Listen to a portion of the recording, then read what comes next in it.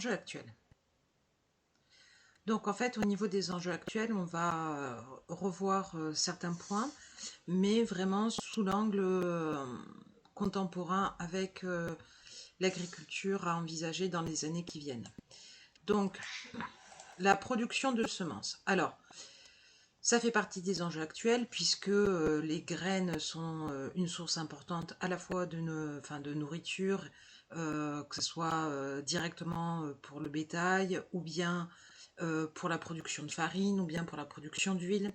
Et donc c'est pour ça que je vous ai remis cet exemple complet sur le tournesol qui reprend l'exercice de génétique sur le tournesol avec l'huile de tournesol standard et l'huile de tournesol ici qui a été obtenue à partir d'un tournesol plus riche en acide oléique suite à la création de cette variété.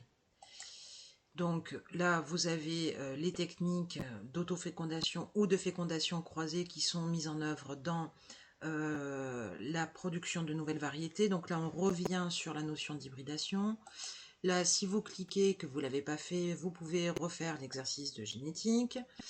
Donc voilà, ça c'est sûr, comprendre que l'hybridation, elle est utilisée pour la production de semences, de nouvelles variétés, et que ça fait partie vraiment des enjeux actuels, puisque c'est une activité commerciale spécialisée depuis les premiers hybrides, avec une grande augmentation de toutes ces variétés cultivées et donc de la production des semences permettant de les cultiver puisque les agriculteurs doivent bien se fournir quelque part en semences. Donc c'est réellement le métier d'un grand nombre de personnes d'avoir des champs qui ne sont pas pour la production directe de nourriture mais uniquement pour la production de graines. C'est dans ce sens-là qu'on parle de production de semences, une activité commerciale spécialisée. Et donc, ce qu'il faut comprendre là avant d'envisager ce que je vous ai mis ensuite, c'est que, comme vous avez pu le voir, que ce soit par les techniques d'hybridation ou les techniques de génétique, la création de nouvelles variétés, ça demande énormément de temps et un investissement important. Par exemple, la mise au point de certaines variétés a pu prendre des dizaines d'années. Donc ça représente un coût, un investissement qui est fait pour la création de ces variétés.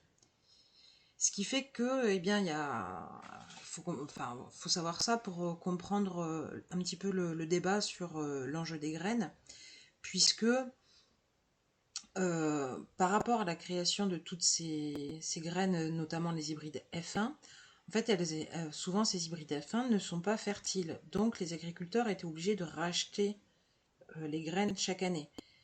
Ce qui permet en même temps une rétribution des producteurs de graines et des scientifiques qui ont mis au point ces nouvelles variétés. Mais pendant longtemps, en fait, il y a eu interdiction pour les paysans de récupérer eux-mêmes leurs graines. Et donc des graines des années précédentes et d'utiliser dans anciennes variétés. Donc il y a eu vraiment un débat important et donc depuis 2021, ça met un terme à cette application qui datait de 1981 qui interdisait la commercialisation des semences en dehors du catalogue officiel. Donc les nouvelles semences sont quand même les semences qui sont le produit de recherche sont inscrites au catalogue officiel, ce qui permet de protéger tous les acteurs de cette branche-là. Mais par contre, les agriculteurs ont retrouvé le droit d'utiliser librement des semences paysannes. Voilà. Ça fait partie des enjeux.